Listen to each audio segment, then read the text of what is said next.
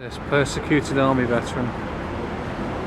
Access to my children stopped, imprisoned indefinitely, all for political reasons. Daville Media. See if he's in.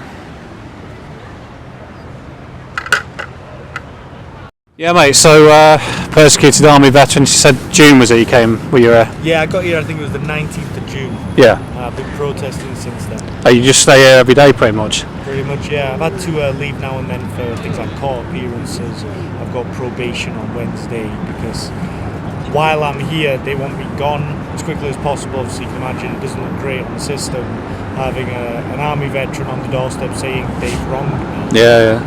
So they want to take attention away as quickly as possible. So I find myself getting arrested a lot. Do they, presumably, do they come down here as such, or? Politicians, no. Funnily enough, when I got here, an Iranian protester was just starting their protesting from the Churchill statue. It was a woman protesting against domestic abuse. Not domestic violence, domestic abuse. It looked like some sort of messy divorce situation. And she went on hunger strike. She was here for 8 days, and a politician came out and spoke to her.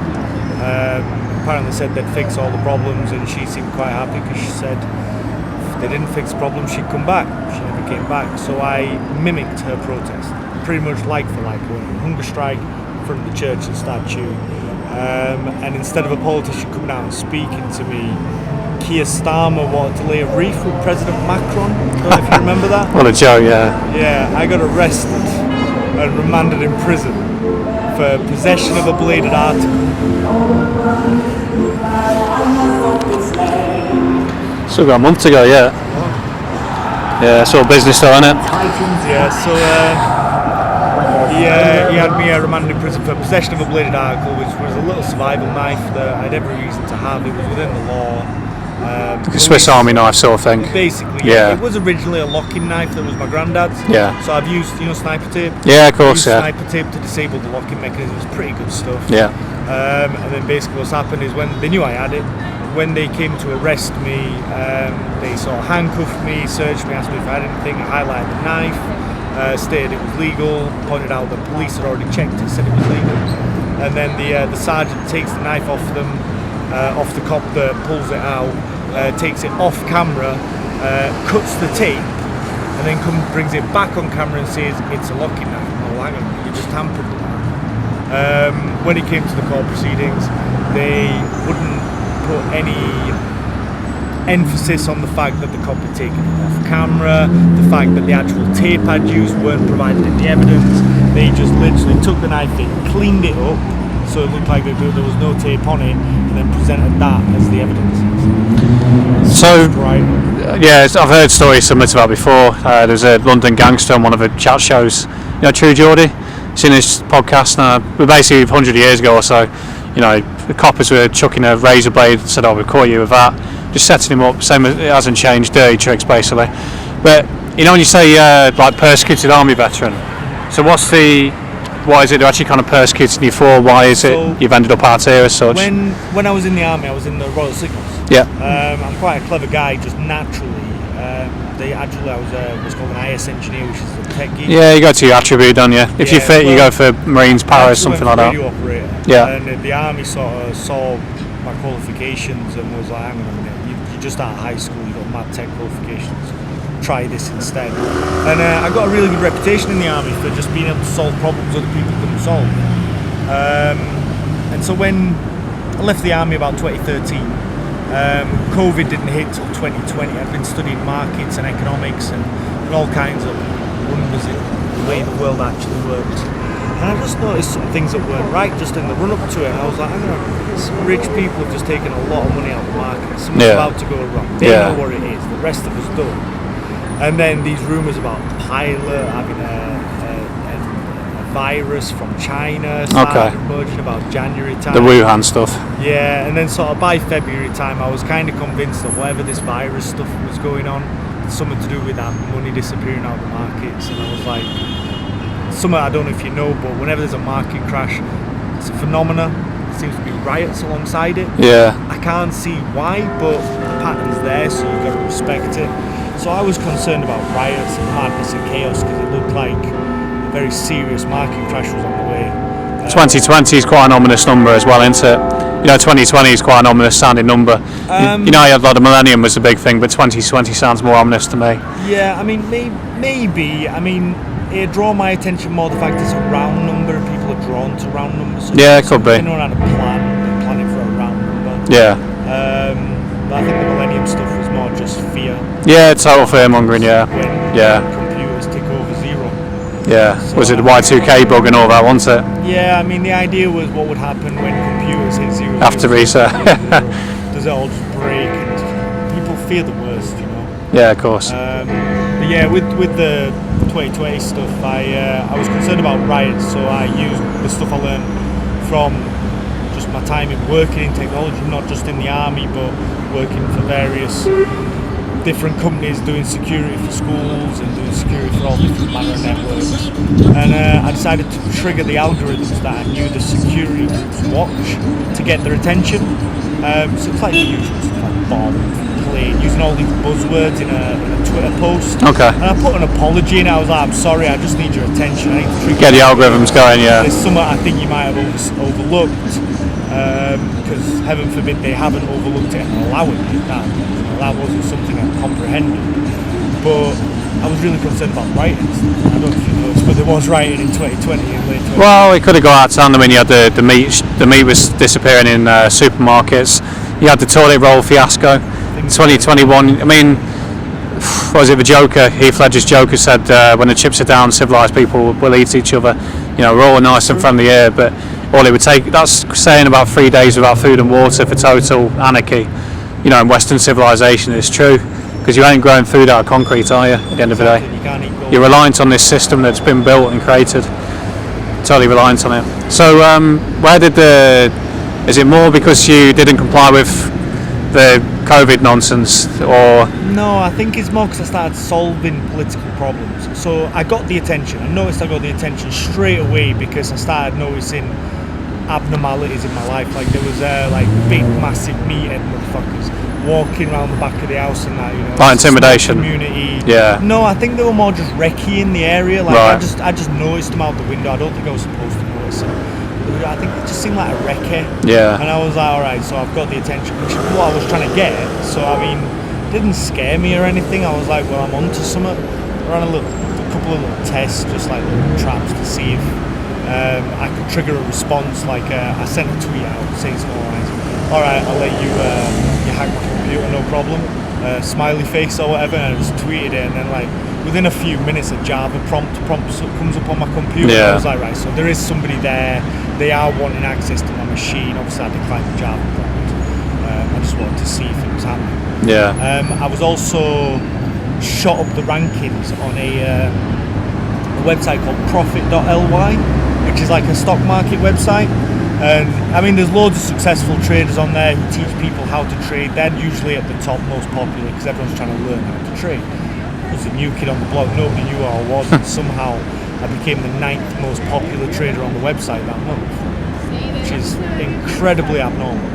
But the data doesn't lie, I was like, well, there's definitely someone noticed me on the other side of this, and that's a lot of traffic just to push my profile that high. So that's the point when I started solving political problems. I was like, I give the warning that I saw. So this is what I see. This is the abnormality. I'm a big concern about riots. But it's not like the monitoring just ended. So I was like, well, what can I use this moment for? So I started just trying to put my engineering mind to work, just looking at political problems and trying to solve them. So I'm quite good at that. And I think I explained myself quite well. But whatever was on the other side of that commotion I created didn't take a liking to me, and first it started off as sort of covert bribery. Everything was covert, but it was like covert bribery at first. It was like, do as we tell you, we'll give you everything you've ever dreamed of. And I was like, not really why I'm doing this. No offense, but fuck you. Yeah. I support the people. I'm here for the people. I'm not just going to become somebody's puppet. I'm not like the celebrities, basically. Yeah. Yeah, exactly. Yeah. I'm not just going to become another two-faced celebrity that smiles in everyone's faces, takes money for the fandom, and then keeps my mouth shut when things go wrong. I'm here to support the public and potentially be their voice where they don't necessarily have one. I'm not going to sell them out. And then the communication kind of changed from bribery to a type of blackmail, like threats of quite insidious stuff, like things that you wouldn't normally consider. I still don't know 100% where this stuff came from or who was on the other side of it. There's another jab cab anyway, just as we're talking about the old Divok. Have you noticed how many ambulances on the road since COVID? You know, since the jabs? Yeah. I can't say I've been paying attention, to be honest. Have you not? No. Nah, they're everywhere all the time though. I travel around a lot and see them. Every time I go on the road there's at least one out on blue lights, some multiple normally. Yeah. Yeah. There's always sirens around. Yeah, it's London, isn't it? But all across the country, this is wherever I go. They're always out, they're always busy. Oh, stop it. Maybe this is Up there. yeah, someone over there maybe. No, it's just turned his blue lights off. Oh. Emergency cancelled. Maybe that's a big mystery solved. They're just yeah. But yeah, so I started solving political problems. I started getting bribes, and then it turned into threats, and it seemed to be threats about my history, like things I didn't know about myself, or things that I'd just forgotten that someone might use to try and embarrass me publicly or whatever. And it was a we can fuck you over, you should really do as you're told kind of thing. And I just was like, fuck you, I don't care. And I was like, I'm just going to be vocal about this. And they were direct with me, like they were, as much as the abuse was covert, it was, if you tell anyone about this, we'll just frame you as schizophrenic. And I was like, I don't know what this world's like, I didn't know anything about it. I was like, fuck you, and the land of liars, the honest man's king, so I was honest about it. And then in 2021 they tried sectioning me because I was protesting. I got to a point where I'd had enough of being abused and I was making a point of protesting, and I went to go protest outside Scottish Parliament. Turns out the government have their own shadow police force called FTAC, and FTAC, and they essentially deal with political problems for the politicians. And they are the only police force in Britain that has a mental health unit attached to them. They were also based out of Buckingham Palace. So FTAC basically arranged my detention. So they initially lied to the police at the government building in Scotland that was outside, telling them I was some sort of threat and they need to have me arrested and detained. Meanwhile, they are also preparing statements to pass to the mental health team to suggest I'm dangerous. All fabricated, but because they're using mental health, they don't have to go to courts, they don't need to have any evidence, there's no repercussions, and no one's going to believe the victim anyway because they're being deemed crazy. So they basically sent communications to a letter, as the doctor put it, to the doctors at the local psychiatry place, and said that I'd blocked the entrance of Parliament for 48 hours with a transit van, which was totally fabricated. The police have confirmed it was fabricated. There it was in black and white. That was the reason to detain me. They claimed I was manic, which I wasn't. It was rubbish. And yeah, said that they wanted to medicate me because they'd had this letter from Buckingham Palace saying they wanted me medicated. I was like, that's not good enough ground. I fought it, managed to get out. I got my doctor changed to a decent doctor who was absolutely fantastic. She released me and then she lost her job. So I was like, what is actually going on here? Like, they can't just take a doctor's job of me just because they release someone. I couldn't confirm 100% it was that, but she's just gone a full-on career. Then I ring up for the follow appointment and one of the receptionists says, sorry, but she's urgently retired. That doesn't make any sense. Nah. It was clear there was some serious power in the background. And then I was trying everything I could to try and shake these people off my back, trying to reach out to any form of authority that might be able to help me. But I didn't realise it was the whole system. I ended up contacting my MP. I tried to go to the open days. I tried to call him. I tried to go to his office. I even left behind a credit card so they'd have to return the credit card. I just got radio silence the whole time. And then it got to the point where I was really raging. I sent him an email. I probably shouldn't have sent it. Because when you write a message to your ex and you go, fuck, I shouldn't have sent it. Yeah. It's one of those kinds of things. Obviously, you can't pull an email back once you've sent it. I was angry. I didn't swear. I didn't threaten him. It was just really cocky and cheeky and arrogant. I didn't come across very well. And then FTAC claimed that in that email that I threatened to kill him. Based on that, I didn't. There's no threat to kill in the email. I'm happy to show you. But they said we're assuming something that I've said in that email is a threat to kill. They then sent an email to the court. Sorry, they first requested that I get arrested, put a warrant out for my arrest. Then they've sent an email to the court immediately after I've been arrested, stating a load of stuff that wasn't true. Again, stating I blocked the entrance to Parliament. They also claimed I'd emailed Boris Johnson's wife. No idea where that came from. Never even heard of that. I'd never even heard of her until I read the response to the subject access request. They claimed that I'd been caught with vast amounts of weapons and IEDs, referring to the tools in my camper vans.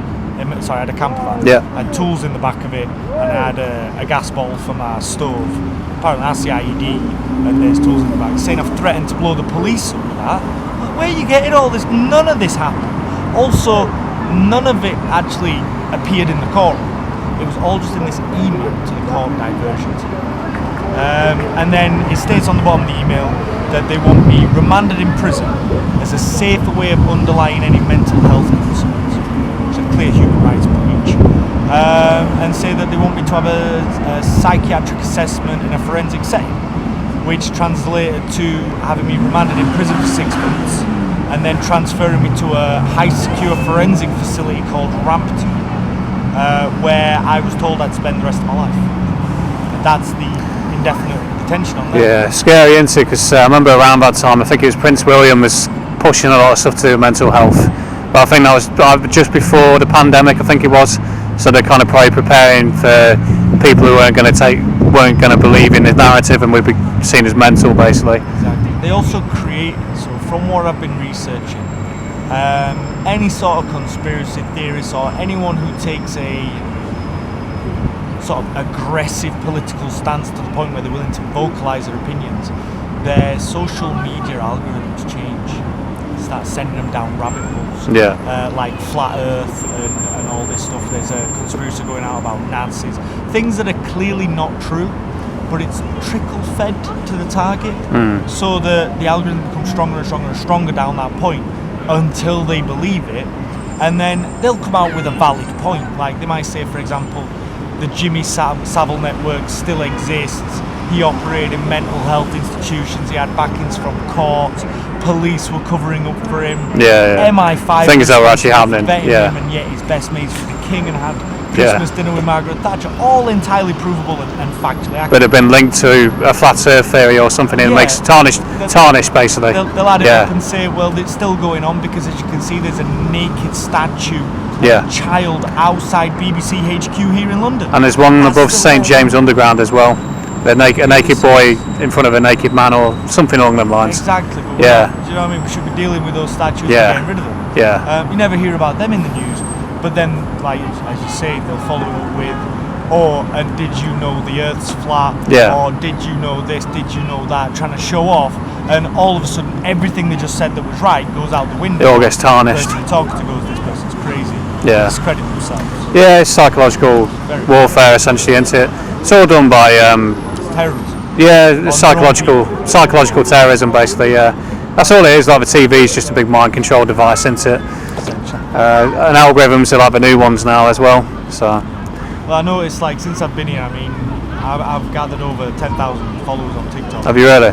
Yeah, I'm the longest running protester here since Brian Hall, who died in 2011. He was here for 11 years. No one's ever come close to that. I'm the longest running protester since him.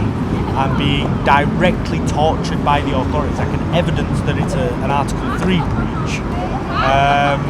And I've got loads of independent journalists coming over, taking the story, putting it on the internet, getting loads of support on the internet. no mainstream media in sight, unless they believe there's something they can use to paint me in a bad light. The Sun newspaper showed interest for a tiny period of time when they thought they could essentially get my girlfriend to slag me and my girlfriend fell out. I was in a prison cell. They were like, oh, this is a great time to talk to his girlfriend. Yeah, true.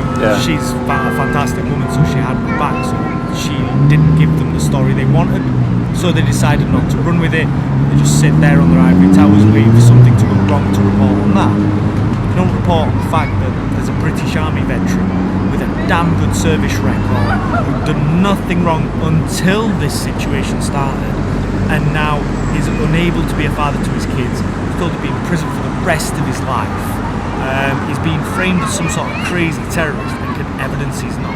They're very aware the evidence is there. It just doesn't suit what they're trying to achieve. I know, yeah. So yeah, because days like today they'll come out grovelling and laying reefs and bowing their heads, and then the rest of the year they just treat everyone like shit, don't they? So actions speak louder than words, and you know, these mannerisms, they're very cheap really in comparison to what they actually do. yeah. You know, so exactly. I think it was July or August time when Keir Starmer was here with President Macron, laying a wreath to thank soldiers in front of that Churchill statue. I'm here. I mean, inconvenient for the photo op. So I'll just get rid of that veteran. Yeah. It's like, hang on a minute. It's so two-faced. Well, it makes me laugh because a lot of them hate the Union flag, they hate the St George flag, but them sort of men would have fought to preserve that flag, you know. But it's all very ironic, isn't it? It's horrific. Yeah. I mean, they consider me some serious political threat. I mean, I've only just managed, just in recent days, to get a meeting with my MP. But I don't know if you're aware, there's a procedure you can follow when you're in London where you can walk into Parliament and you can submit what's called a green card to lobby your MP. You get a response there and then. Those areas that you're in, they're all public. Like, you can go into the public gallery and watch Parliament, you can go to the House of Lords, you can have a look around the architecture. It's all public and free to access. I'll have to try that sometime. Yeah, it's a good little trip round. Yeah. The thing is, when I walk in there, right, I walked in there, lobbied my MP. When we're in the room with all the cameras and the microphones, they don't come near me. As soon as I step out of that room, though, surrounded by security, I'm like, what's going on? And they're like, your MP doesn't want to meet with you, we need you to leave now. Hang on a minute, what have I done wrong? Why do I have to leave? Well, your MP doesn't want to meet with you. That's not a good enough reason, mate. I'm like, if they don't want to meet with me, that's fine, they don't have to meet with me. But that doesn't mean I have to be a victim. I can attend APPG meetings, I can attend galleries, there's lots of things I can do here that don't involve my MP. So why are you actually removing me? We don't have a reason. They just decide they want rid of someone and they just get rid of them. Yeah. And I'm just kind of sat there going, hang on a minute. Unless it's the right moment, like today. Yeah, exactly. Well, they tried to get rid of me this morning. I'm sure they did. Did you manage to stay here though? Yeah. Good on you. I'm quite good with this stuff. I'm quite good at arguing the law, arguing the point, and the police have now backed off for the most part because every time they come at me, I make them look like an idiot. I just go on TikTok and live stream. And you know what people are like. Yeah. Once they see cops on the camera, they pay attention. Like an army veteran, they all jump on my side. And then there's the reality of the situation as well. So I quickly get 1,000, 2,000 people in the room watching live, all screen recording it, and they do stupid things because they're trying to torture me out of the protest. So, for example, I'm not allowed any sleeping equipment or shelter, hence why I'm dressed in a silly onesie. Yeah, like a softie, the old softie suits. Yeah, basically it's an alien costume. So, because it's an alien costume, like the reptiles. It qualifies as attire, so they can't take it off me. Equally, I'm allowed to sit here and read a book under an umbrella. Yeah. Got a really because it's not a permanent presence, essentially. Clever. Exactly. Yeah. There's ways around it. I'm maintaining a peaceful presence for as long as required. Police have clarified I've got a right to protest. That includes doing it overnight. That they can't prevent me from sleeping, but the law states no sleeping in shelter. They take anything off me and just lean that in one direction or another to suit their narrative. And the most recent video I got of them was the cop who modified the knife turned up to seize a medical blanket, you know, the foil blankets? Oh yeah, the silver ones. A little trap that I laid for him. They'd just come and seized all my equipment. I knew they were coming to seize it. Things like umbrellas and stuff that I'd stitched together to make a shelter, I knew they'd take it. But they're taking like union flags, they're taking religious material. I left a lot for them to take that they shouldn't take, knowing they'd take it. Like a trap. but I kept a medical blanket in my med pouch, knowing they'd leave the med pouch alone. So when they came to take stuff, I put my bag on my back, med pouch is attached. They took everything that wasn't on me. And then as soon as they left, I sort of waited for it to get night time. Got the medical blanket out underneath that camera right there. Yeah. Knowing it's a big shiny blanket, and they're gonna go, fuck's sake, everyone's gonna see that. We can't let people see the veteran. Wrap myself up in it, use nothing else other than Right that. by Big Ben as well, yeah. And literally a couple hours later, cops turn up. I'm like, brilliant, live stream. And he's like, you're not allowed that equipment, hand it over. And I'm like, so just to clarify, you're seizing this blanket? And they're like, yes. And I went, okay, the law states solely or mainly for the purposes of sleeping. Can I just confirm, officer, that you have seen this blanket, this type of blanket before? What kind of blanket is it? And he goes, it's a foil blanket. And says, have you seen these in medical equipment before? And he went, yes. And I went, it's used to prevent hypothermia, isn't it? And he went, yes, and a range of other things. And I went, great, so it has more than one use than just sleeping equipment. It's also not solely or mainly for sleeping equipment. It's actually for treating and preventing illnesses like hypothermia and pneumonia, isn't it? And it's like, and other things. Oh. And I went, great, so officer, just to clarify, you are seizing this medical equipment today? And he goes, yes, I am. And I went, officer, it's quite cold tonight. Officer, he says, we're coming into winter. And he's like, yeah, I'd say so. And I went, right, you believe your actions are proportional and reasonable? They need to be for you to take this equipment. And he went, yes, I do. And I'm like, but it just shows that he knows it's not, you know? Like, I'm left with nothing at that point except the clothes I'm wearing, out here in the weather. It was raining at the time. I've got nothing to protect myself from. They know I'm going to fall ill and have to abandon the protest, which is why they do. So since that moment, I got an undercover cop come over and speak to me, a sergeant, saying he just had an email saying he wants me, people up above want me removed. And he came to see me and was like, I've seen some images, tell me what's going on. Explain the situation to me. Like, these people have got bigger problems than you. I'm going to email them back and tell them I'm not interested, I'm not going to deal with it. That's the last communication I had with police. That was about 2 months ago. Okay. So they're just going to left you be since. Yeah, but unfortunately the damage is done. I've got charges against me for using a tent. So if I try and use any form of reasonable shelter while I'm here, I can essentially be remanded in prison. So for the time being, you've just got your 2 umbrellas, basically. Yeah, basically. Best I can do with what I've got Gore-Tex trousers covering my legs to keep my legs dry, and I keep my upper body under the umbrella. Sound. I'm going to have to wrap this up in a minute, but anything else you want to say on there, or any final message? Right? The only additional part to my story is that they've also stopped me seeing my children. Yeah. It was threatened, and then it was followed through on. Social services manipulated the situation. Nothing used against me. I've not been given any formal reason why I can't have my children. The only thing I've been told is verbally in court, we're afraid of what you might say to them. But I officially am allowed 0 contact with my children.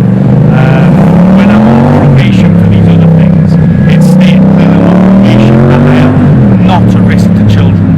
I've got paperwork saying I definitely don't have a mental health disorder. So there's nothing really the court can use to do it, but they've done it anyway, just to prove the corruption. But what I'm trying to achieve here with my protest is I want to manoeuvre myself into a position where I'm in Westminster, where I can have a job policing that law. Yeah. Because the way I explain it to people is, if the average person could go out today and rob a bank, would they do it? If they could get away with it and know there's no consequence, nobody's going to hunt them, would that person rob the bank? The average person. 50-50. I wouldn't want to traumatise other people. That's the issue that bugged me. Depends how you're going to do it. Yeah. Put it that way. Yeah. I wouldn't want to traumatise an average person. Put it that way. Fair enough. Yeah. Yeah. I think if most people could walk into a bank, walk out with 20 million quid, no consequence, I think most people would do it. Yeah. That's open to debate. But realistically speaking, the same thing arises when we talk about politicians. If they can rob the bank, will they do it? That law would. Yeah, that law would, definitely. And they do. Yeah. Okay, they give contracts to their friends because nobody's going to hold them accountable. They pass laws to add control measures against us because nobody's going to hold them accountable. They let high-profile people get away with whatever they want because literally the most hideous crimes, like Jimmy Savile, for example. Exactly. Yeah. If they stand up against those people are going to cause them a problem. But if they don't stand up against them, we're not going to cause them a problem. So there's no accountability. Yeah. Lack of accountability seems to be the root cause of every